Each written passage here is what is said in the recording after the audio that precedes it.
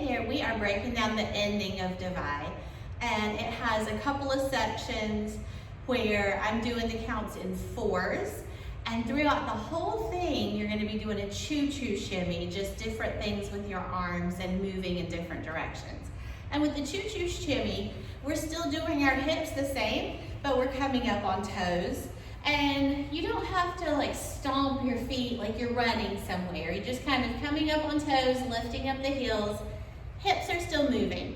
So that kind of motion is happening the whole time. And we're doing everything in fours.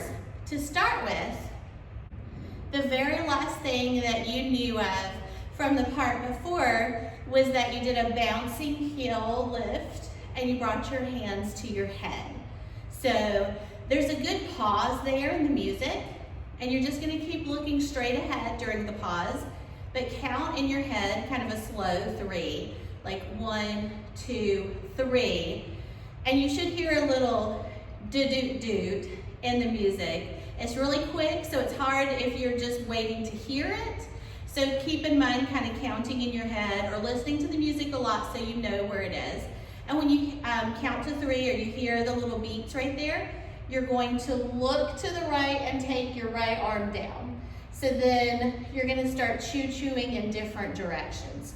Kind of the way that we usually do our hip circles. So this is gonna be a little bit more upbeat movement like that. We're gonna go right for 4 counts.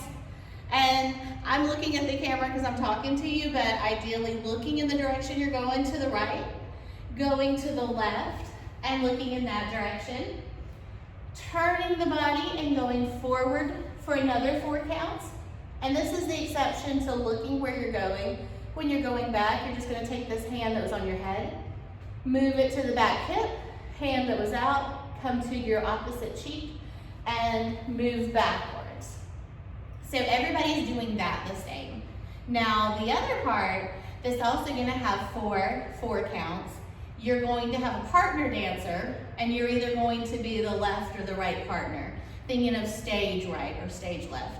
So depending on which side you're on, you might have to turn a little bit farther or a little bit less far on this very first turn.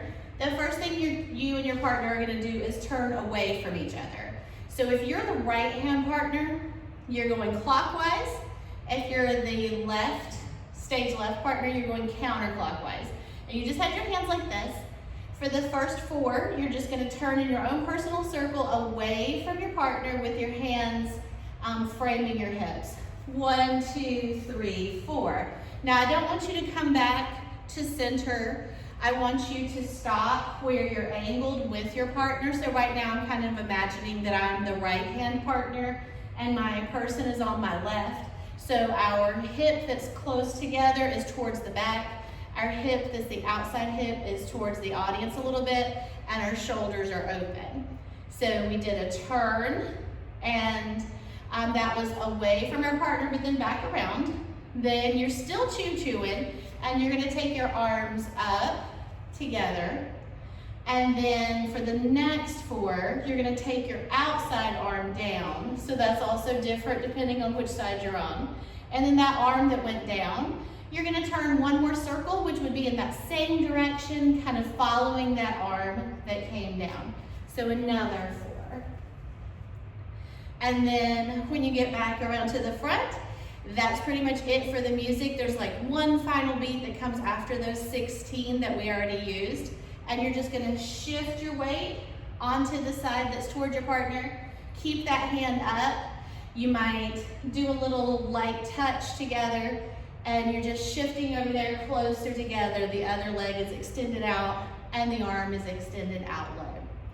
All right, so I will show that from both sides' perspectives.